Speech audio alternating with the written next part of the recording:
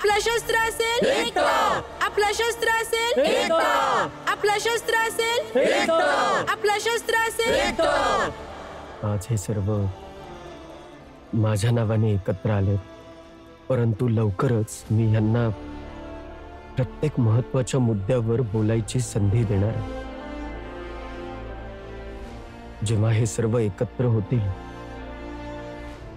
मग ह्यांना कुठल्या भीमरावची गरज पडणार नाही। मग यांना नाही तर दुसऱ्याला तुमची गरज भासेल। म्हणजे आत्या सांगत होत्या की तुम्ही पुरुषोत्तम काकांना आणि शोभा काकींना एक करण्यासाठी काहीतरी केलं आणि हितेश काका आणि पुरुषोत्तम काकांच्या लढाईला प्रेमाचं पूल बनवलं। मी एवढं मोठं काम नाही केलंय रमा, मी फक्त तेच केलंय जे जे योग्य होतं आणि करायला हवं होतं। म्हणून तर बोलते म्या की तुमची गरज कधी संपणार नाही, कधी संघर्षांसाठी तर कधी प्रेमाची नाती सोडवण्यासाठी तुमची गरज भासेल। अच्छा, म्हणजे मी शोभा काकू आणि पुरुषोत्तम काकांना जवळ आणण्याचा प्रयत्न केला तर आता त्या मुद्द्यावरून तुम्हाला चिडवतीयस? नाही, खरं बोलते मी। काही पण भीम दादा, काय झालं दीपक, रडतो कायस? एक मत हवं होतं। कसलं मत? जेव्हा माझे बाबा या चाळीत आले होते तेव्हा ते मला पूर्ण चुकीचं वाटत होते, पण आता जेव्हा ते माझ्या आईशी बोलत होते माफ करून स्वीकार करावं तर मला ते आता चांगले वाटतात। काय करू मी दादा? ठीक आहे, मला हे सांग की ज्या मुद्द्यावरून तुझी द्विधा अवस्था आहे त्यातलं तुला काय हवंय? बाबा,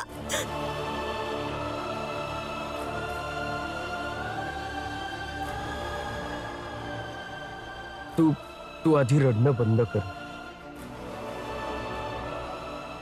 हे बघ, मला समजतंय की एवढ्या वर्षांपासून आपल्या वडिलांपासून दूर आहेस, तर वडिलांजवळ राहण्याची इच्छा असेल तुझ्यात, पण मी फक्त एक मत देऊ इच्छितो। सगळ्यात आधी जाऊन तुझ्या आईला मनवण्याचा प्रयत्न कर बाबांसोबत एकत्र राहण्यासाठी, नाहीतर आईच्या इच्छेविरुद्ध जर तू बाबांना स्वीकार केलंस तर आईच्या ममतेचा अपमान होईल।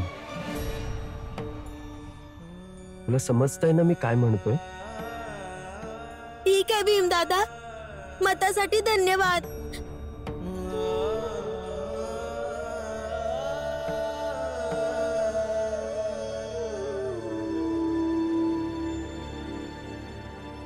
बरोबर बोलले होते म्या, तुमची आणि तुमच्या विचारांची गरज नेहमी असेल आणि मला तुझी गरज कायम असेल रमा।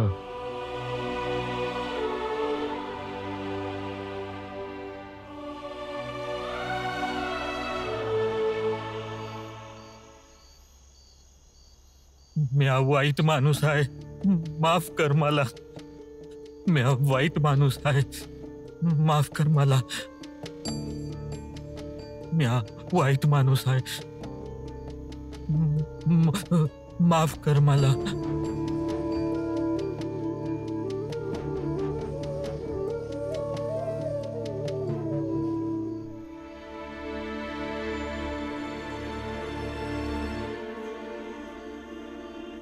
ऐका ना, पुरुषोत्तम काका बाहेर झोपलेत आणि त्यांच्याकडे पांघरून नाहीये, त्यांना लय थंडी वाजते। म्या त्यांना हे पांघरून घालून येते। माणूस इतका वाईट आहे की 12 वर्षांपूर्वी आपल्या बायकोला मुलाला सोडून निघून गेला। अशा वाईट व्यक्तीला तू मदत करणार आहेस? बोल, तू तर एका क्षणासाठी सुद्धा पुरुषोत्तम काकांना चाळीत बघू इच्छित नव्हती, आता त्याच पुरुषोत्तम काकांना थंडी वाजतीये त्यामुळे तूच चादर देणार आहेस? हा, मग त्यांचा मला पुळका नाहीये, असं कोणाला थंडीने कापत नाही बघू शकत. आणि कदाचित मी आधी अशी नव्हते, पण तुमच्यासोबत राहून राहून शिकले की गरजेच्या वेळी समज विसरून फक्त आपण गरज पूर्ण केली पाहिजे. आलेच म्या.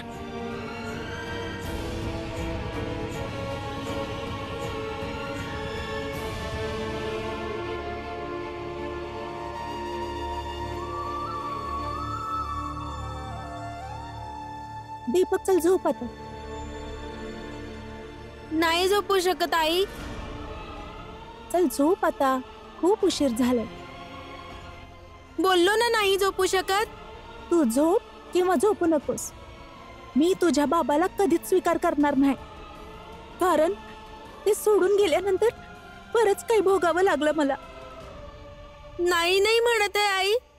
आणि मी पण सहन केलंय ना. शाळेत, चाळीत, गल्लीमध्ये, बाजारमध्ये सगळीकडे माझ्या बापाच्या नावाने मला चिडवत राहिले. दर दिवशी सगळे मला माझ्या वडिलांबद्दल विचारत राहिले. आणि मग मी घरी येऊन बाबांना अजून आठवायचं. आई, आयुष्यभर मी तुला कधी बी बाबांची कमतरता भासू दिली नाहीये, मग कशाला बाबा बाबा करतोयस? आई, तू मला खूप प्रेम दिलंयस. आईचं, बाबांचं, सगळ्यांचं. पण बाबाची जागा थोडी ना भरू शकलीस. बाबांची जागा तर बाबाच घेऊ शकतात ना आई, जे आता बाहेर आहेत.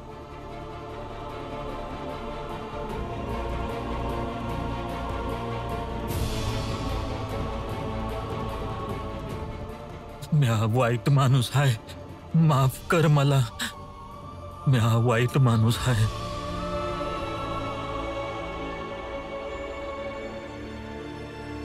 ते तुमच्याशी माफी मागतायत, म्हणून मला वाटतं तुम्ही त्यांना माफ करून स्वीकार करा.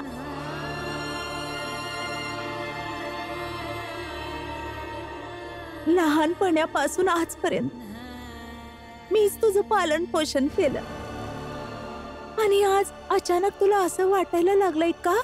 कशासाठी? आई, तुम्ही बाबांना या घरात आणणार की नाही? त्यांना माफ करून स्वीकार करणार की नाही? फक्त एवढंच उत्तर हवंय मला आई तुमच्याकडून. व्यक्तीचे कर्म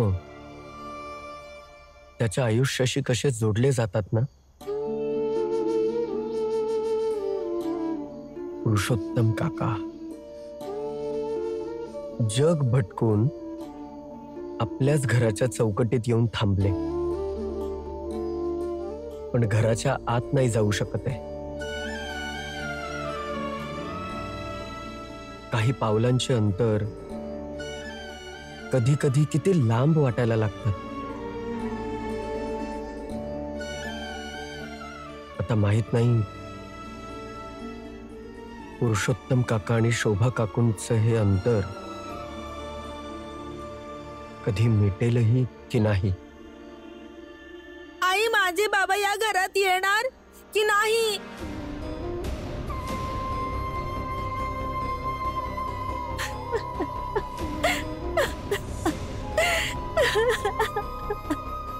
रडू नको आई. तुम्ही जर त्यांना घरात नाही आणलं तर मी पण नाही आणणार. तुमचा मुलगा तुमचा आधी आहे, नंतर बाबांचा. आता तुम्ही रडू नका आई.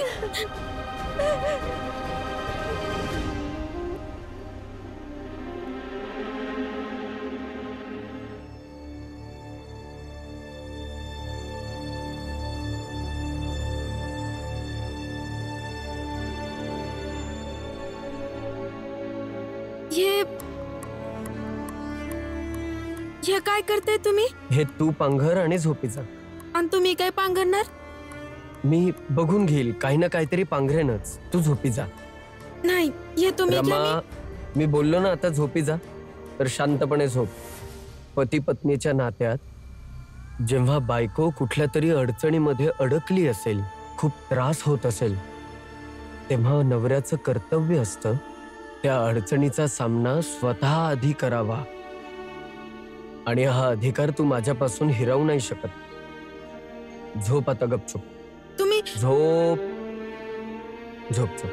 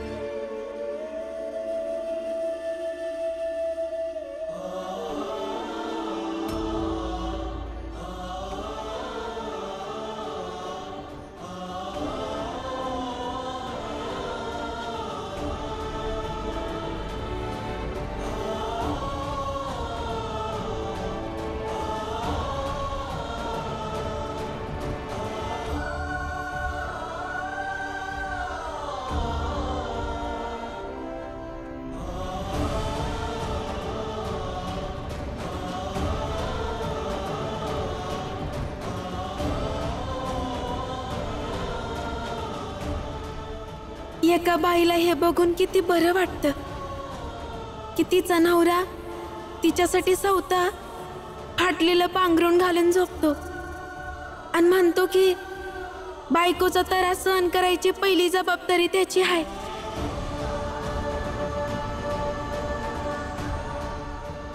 आणि नवऱ्याचं असं असणं बायकोच्या आयुष्यात एक आस असते, आनंद भरतो. मी किती नशीबवान आहे की मला असा नवरा मिळालाय.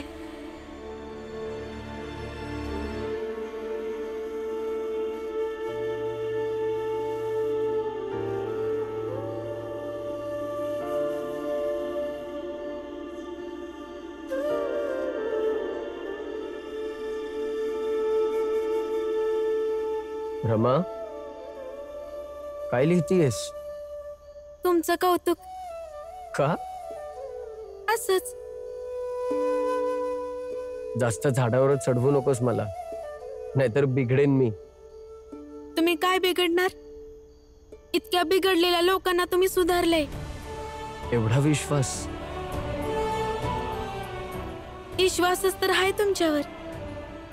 माझा विश्वास, आपल्या कुटुंबाचा विश्वास, आपल्या जातीचा विश्वास, येणाऱ्या भविष्याचा विश्वास, होणाऱ्या बदलावाचा विश्वास. आणि हे समजा जोडलं तर ह्या रात्रीचा विश्वास. या चाळीसाठी तेवढीच चमकदार सकाळ तुम्ही आणणार.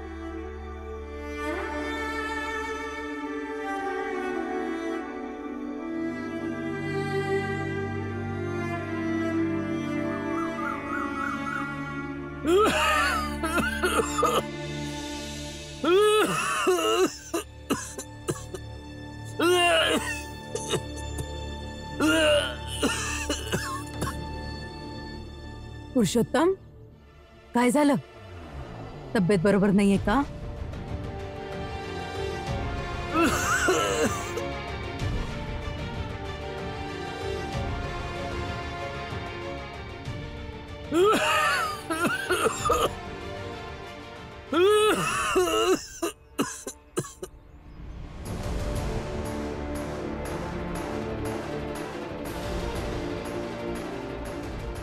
आई, जर तुम्ही नाही गेलात तर मी पण नाही जाणार, भले काही होऊ दे.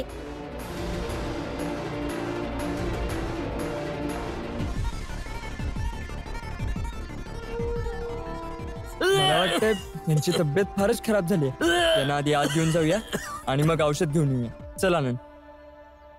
यांना आत नाही घेऊन जायचं. आणि कोण आत घेऊन जाणार यांना? कोणीही घेऊन गेलं तरी किती दिवस त्यांच्या घरामध्ये ठेवू शकणार आहे?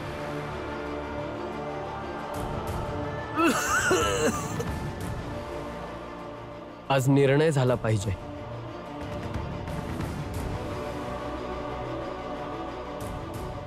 शोभा काकू, शोभा काकू खाली या.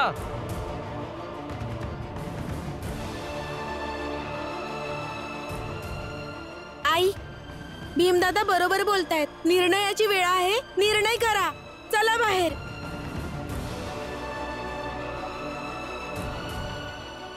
भीम, आता यांच्या तब्येतीला घेऊन मुद्दा नको बनू. मी काहीही लांबवत नाहीये दादा. मी फक्त स्पष्ट हे बोलतोय, आता दोन गोष्टी घडतील. एकतर शोभा काकू त्यांच्या नवऱ्याला, दीपकच्या वडिलांना घरी घेऊन जातील, किंवा मी आत्ता ह्यांना इथून बाहेर घेऊन जाईन आणि उपचार करेन ह्यांच्यावर.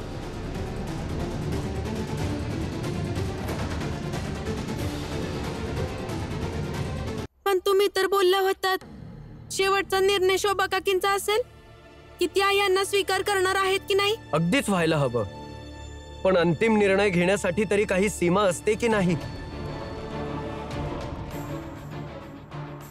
आतापर्यंत शोभा काकूंनी निर्णय घ्यायला हवा होता, आणि आतापर्यंत तर पूर्णपणे ह्यावर विचारही केला असेल, हो ना?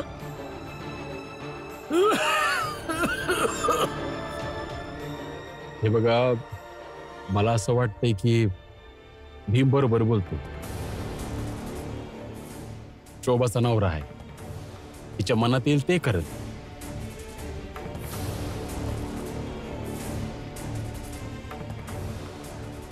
शोभा काकू, व्यवस्थित विचार करून योग्य काय तो निर्णय द्या की तुम्हाला ह्या नात्याला अजून एक संधी देऊ इच्छिता. तुमच्या हिशोबाने हे नातं पुन्हा एकदा जोडलं गेलं पाहिजे की नाही.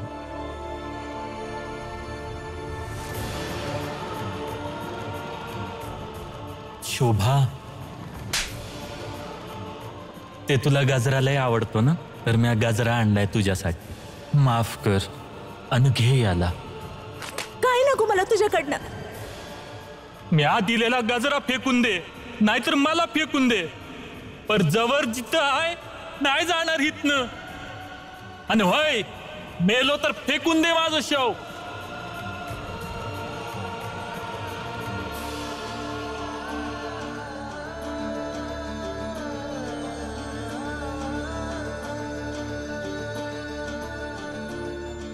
ठीक आहे, एवढा वेळ नाहीये आपल्याकडे. मी पुरुषोत्तम काकांना या चाळीतून बाहेर घेऊन जातोय, आणि ह्यानंतर हे या चाळीत परत कधीच येणार नाही. या पुरुषोत्तम काका, उठा, मी तुम्हाला दवाखान्यात घेऊन जातोय. नाही, मी शोभा आणि दीपकला सोडून नाही जाणार. हे बघा, तुम्ही अशी कोणावरही जबरदस्ती नाही करू शकत, आणि ही आमची चाळ आहे. आम्ही आयुष्यभर तुम्हाला असं नाही राहू देऊ शकत. उठा, चला माझ्यासोबत. मी बोलतोय, चला माझ्यासोबत.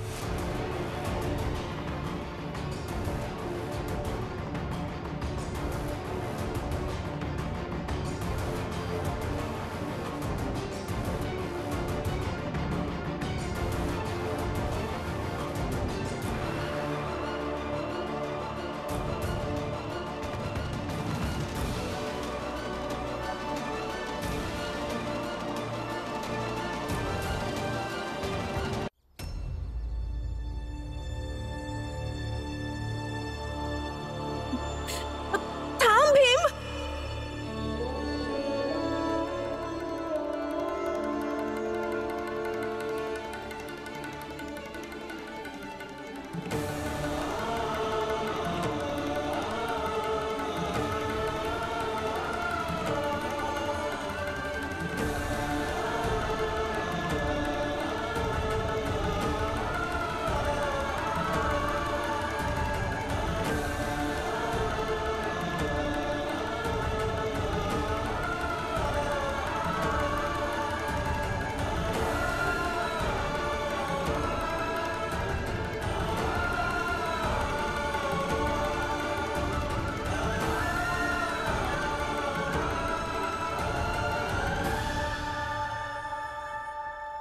भीम यांना मी माझ्या घरी घेऊन जाते.